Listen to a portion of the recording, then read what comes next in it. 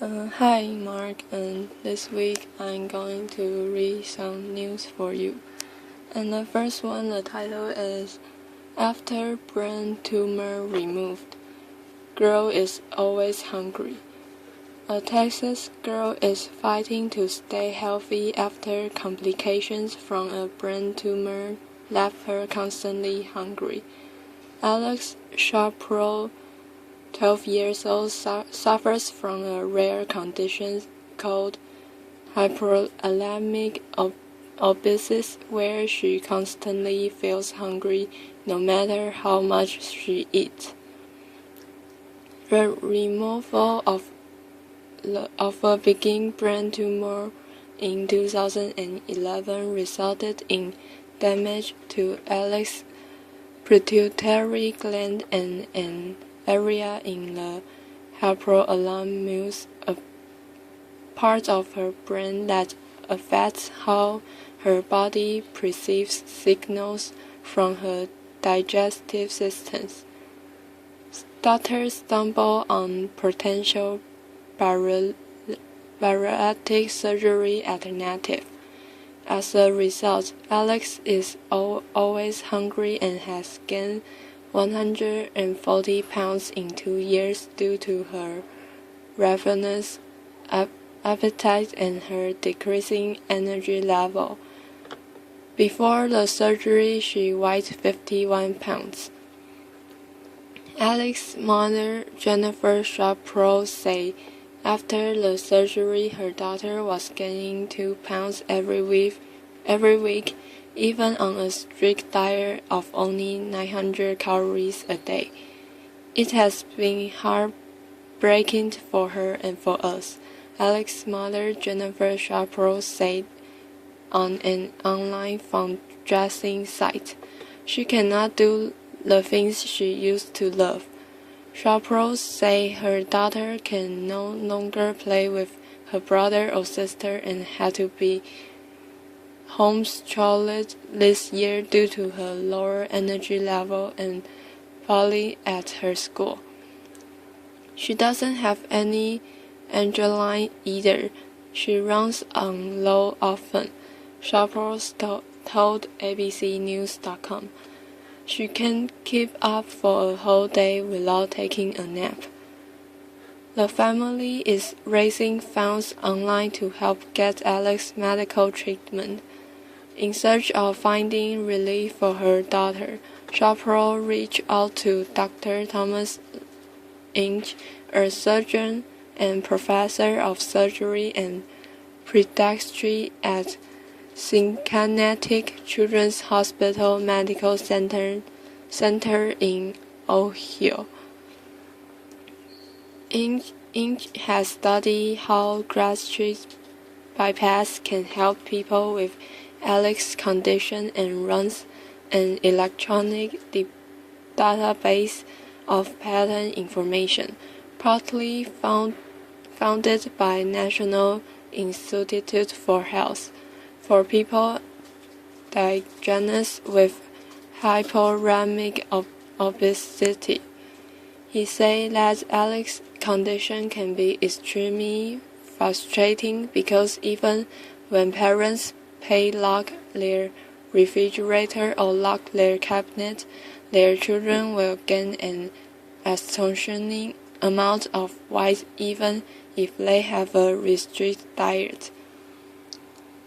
Inge explains when damage is done to the area of a part of the brain called the basal medial hypothalamus, it can wreak havoc on the parent's metabolic systems.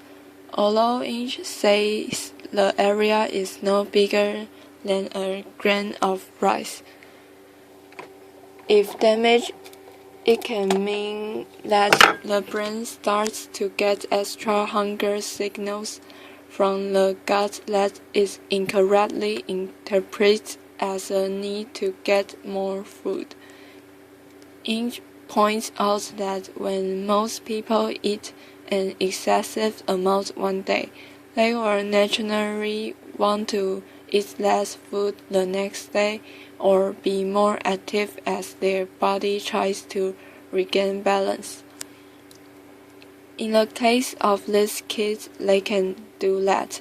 They gain weight so quickly because their energy output systems are not in sync at all, say Inge. Inge say that gastric bypass is an option of last resort for children with hypolacemia obsessive, as it will require a lifelong adherence to food restrictions. I'll say from the start is we don't have enough research on the topic, and we are trying to bring more understanding on how gastric bypass can work, say Inge. What are the gastric bypass things to do is to trick the brain that those hunger signals are not really there.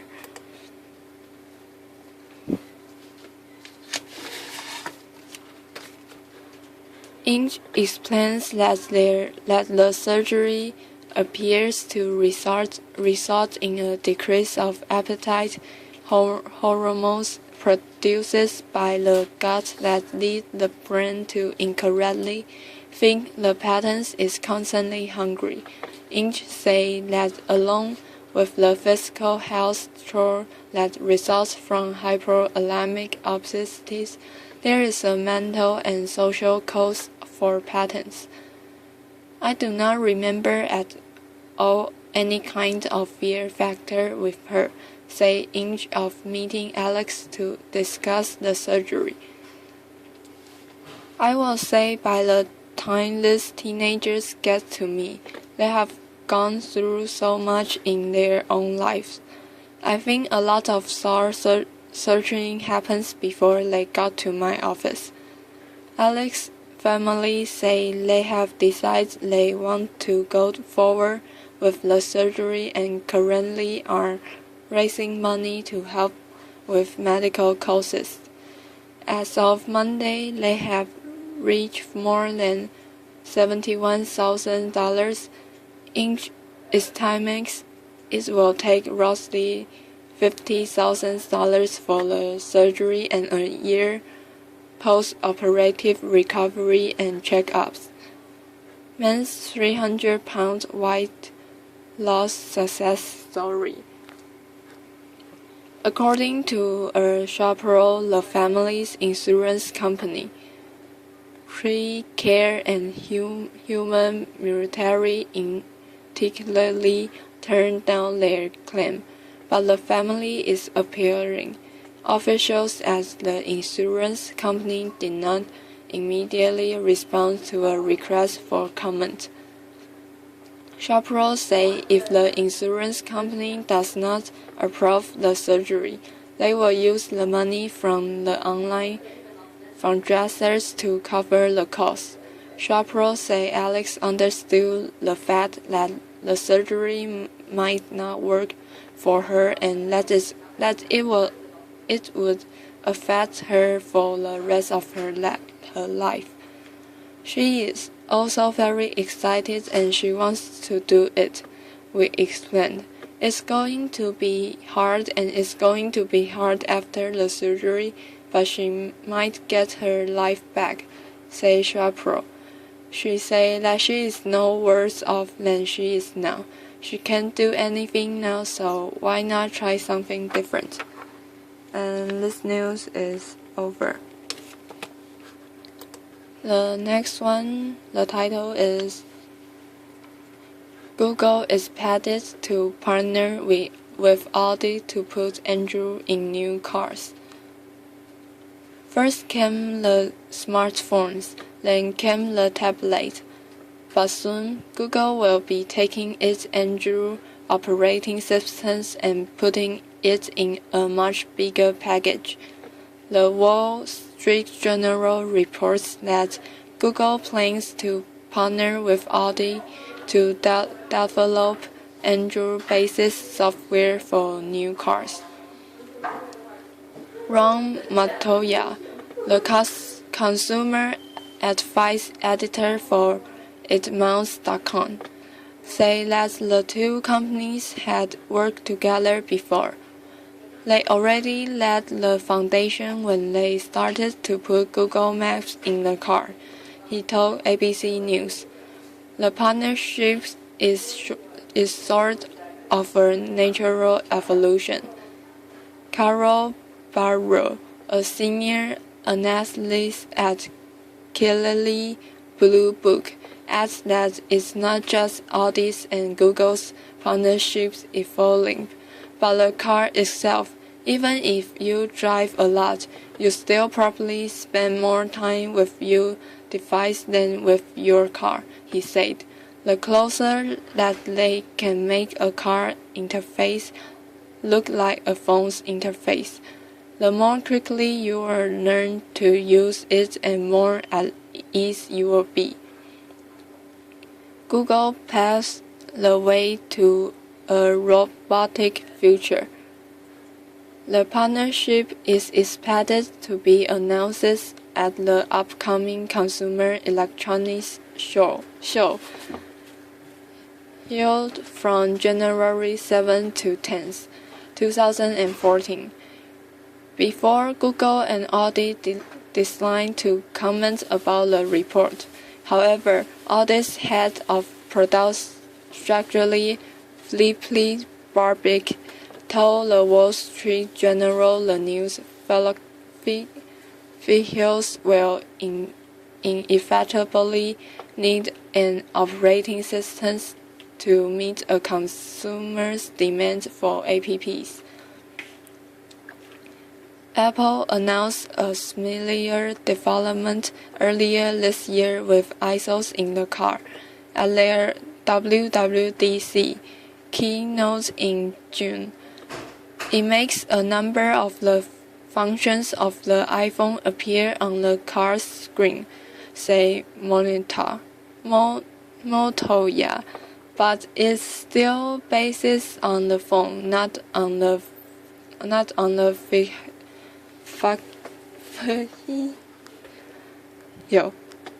Audi car parks itself and picks you up with a tap of an app.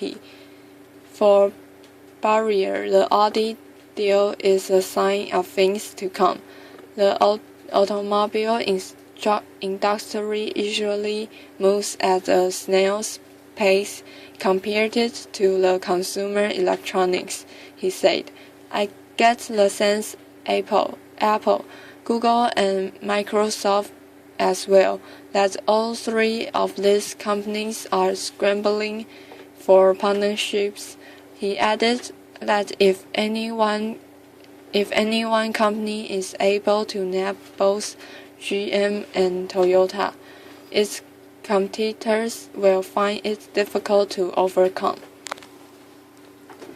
For now, Barrier says that both Apple and Google are taking care not to display so much information at once that a driver ends up getting distracted. It's a big balancing act, figuring out how much information do you feed the driver so that it's useful but not distracting, he said. But he adds that could all change when autonomous vehicles finally hit the road. When you have a car that can handle all the driving, what are you going to do behind the wheel? Say Barrier. That balancing act will go away, and then you will want as fast a connection and as much information in your car as you would your home or smartphone. And this news is over. The next one, the title is Colorado shooting victims dad forgives classmate.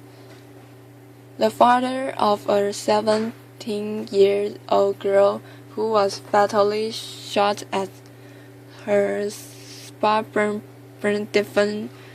high school said Wednesday that he and his wife have forgiven the killer.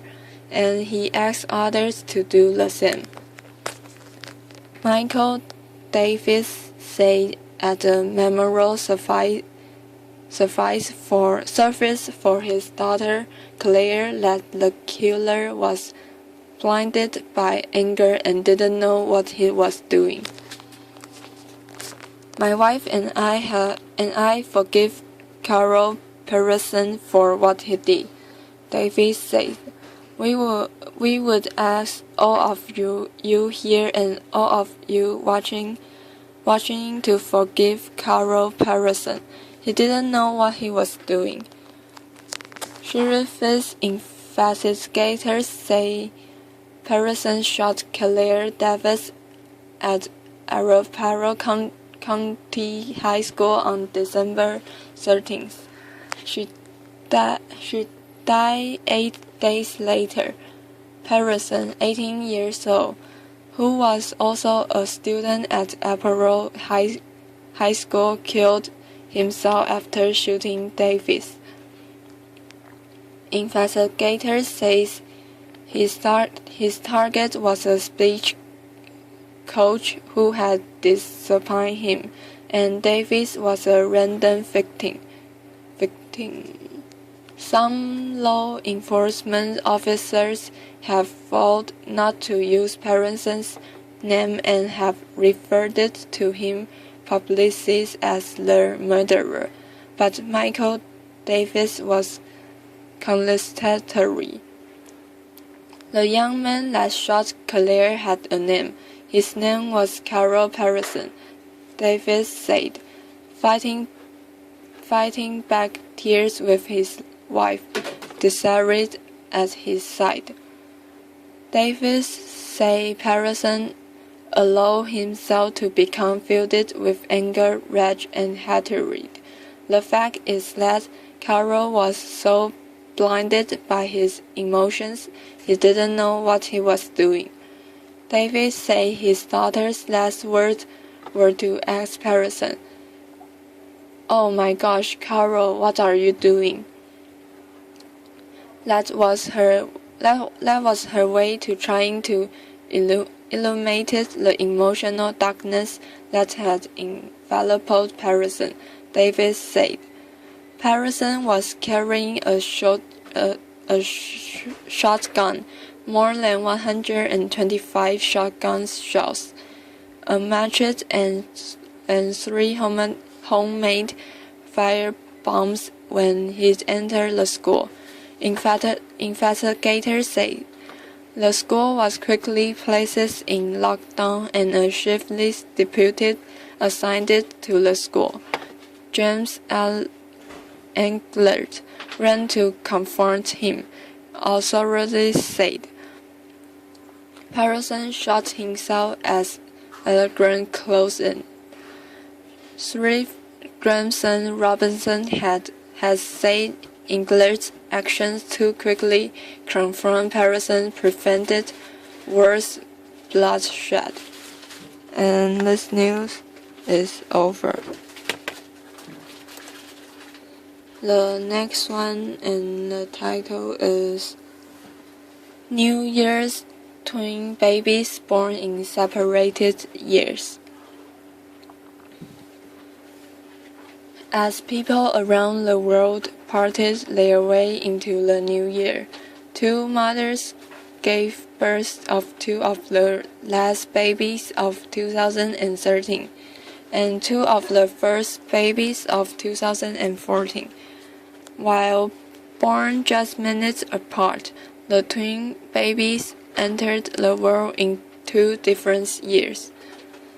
On December 31st, 2013, at 11:58 p.m., Yarlenik Santos Tohalino gave birth to baby girl Darlene Yalenino Picasso, who weighed at 6 pounds 4.9 ounces at MedStar Washington Hospital Center in Washington, D.C.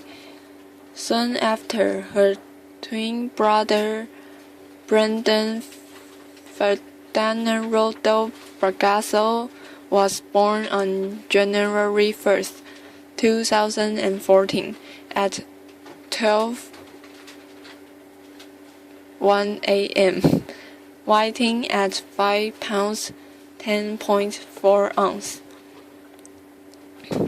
I feel wonderful, full of joy and happiness and a full sense of realization, the twins' father Warren Bigasso told abcnews.com. This is her first children ever, and they are beautiful and she is really happy. In Toronto, the fraternal twin sisters were also born in 2013 and in 2014, respectively. At Children's Health Partners Credit Valley Hospital, older sister Gabriela Sagurio was born on December 31st, 2013 at 11:52 p.m., weighing 6 pounds 16 ounces. On January 1st, 2014, at 12:38 a.m., younger twin Sofia Saragario was born, weighing 5 pounds 13 ounces. They kind of got the golden ticket. They have got different birthdays. The twins' mother, Lindsay Sagurio, told abcnews.com. They are going to be best friends for life.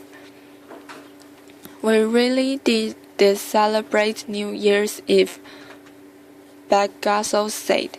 Not a bad way to end the year and not a bad way to start the year off, said Saragario.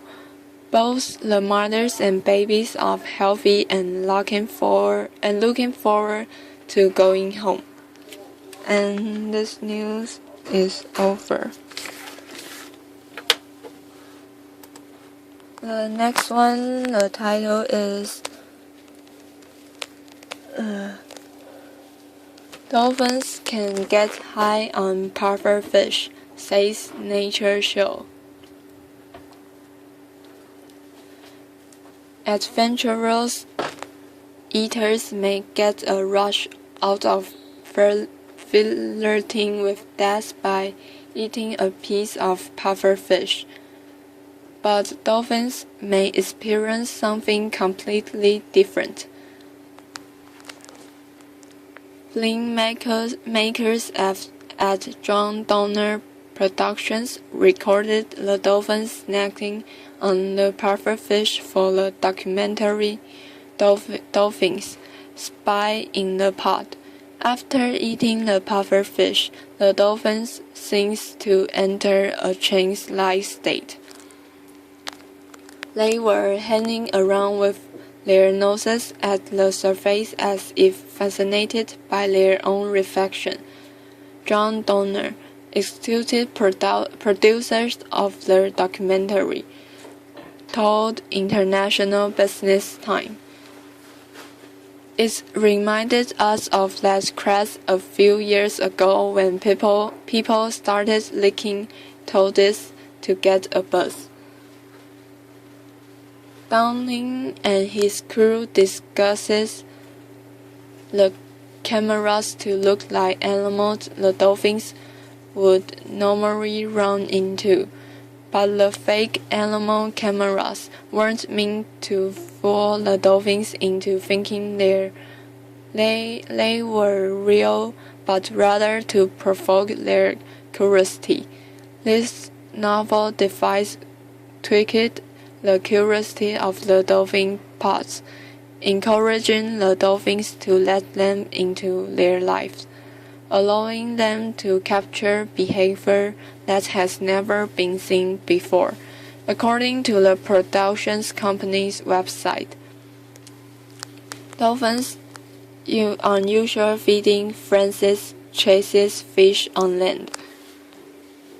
Christy Walcott, author of Discovers Science Sushi blog and a graduate student at the University of Hawaii, say that while dolphins were curious animals, she found it hard to believe that they were chasing the fish for a high.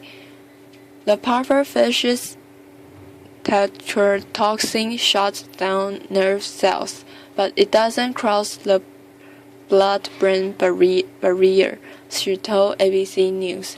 It's not like recreational drugs that have some effect on the brain, so I find it hard to believe that it will be pleasurable. In addition, she said that if the dolphins really wanted to get high, there were other sea creatures that would fit the bill. In many areas of the world, sea bream are known to produce vivid visual and auditory hallucinations, much like tripping on eggs, she said. And of course, people have used them recreationally. And this news is over. And the next news, the title is Boy Who Fought Under 12 Rule Gets Lung Transplant. A young boy who spent months lying a few beds away from Sarah Morgan at the Children's Hospital of Philadelphia awaiting a lung transplant received new lungs and is now recovering, his mother said Monday. 12-year-old Javier Acosta underwent an adult double lung transplant on October 13th, but his mother, Milagros Martin C., didn't want to announce it until he recovered it from surgery. Although his prognosis is good, Javier is still in the hospital adjusting to his new lungs, Martins said in a statement on Monday. We are deeply grateful to the donor family and the wonderful doctors and staff at Children's Hospital of Philadelphia. We offer our sincere thanks to those who helped us and supported us and prayed for us. Attorney Chad Hausman represents Sarah and Javier when they each won a temporary restraining order against Health and Human Services Secretary Kathleen Sebelius to prevent her from enforcing what's being called the Under 12 rule. The rule effectively pushes the children to the bottom of the organ transplant list, they argued. But because at the time Javier and Sarah were younger than 12 and would therefore be offered adult lungs only after those lungs have been offered to other qualifying adults in the area. What makes Javier's situation even more heartbreaking is that Javier's brother died 2 years ago at the age of 11, while waiting for a lung transplant that could have saved his life, his lawyer wrote in the legal complaint at the time. Hausman and his team won Sarah's court order on June 5th by convincing federal judge Michael Blason that the Under 12 rule was discriminatory. Sarah's daughter Smalls Goldfarb, testify on her behalf. Pleasant as the courtroom whether anyone knew of other children in the same situation. Goldfarb had another pattern eligible for adult loans, but was not yet 12 years old. Jaffa. Last night, Steve Harvey, the head lawyer, went to the hospital to meet with Jaffa's mother. Husband said, "We started working up complaints with Jaffa's cases, so we would file in the next day." So while officials at the Oregon Precautions and Transplantations Network were creating a second database record for Sarah with a fake birthday to trick the system into thinking she was 12. Lawyers were working to get the same things for Jaffa. The next afternoon, he, too, would be considered as a 12-year-old in the Oregon Transplant Systems database. Sarah, who turned 11 on August 7, underwent 2 double lung transplants in June and went home from the hospital in late August. On June 10th, the Oregon Transplantation and Precautions Network re-evaluated the under 12 rule and decided to keep it but created a malicious for exceptions depending on the case. And this news is over. Bye bye, Mark.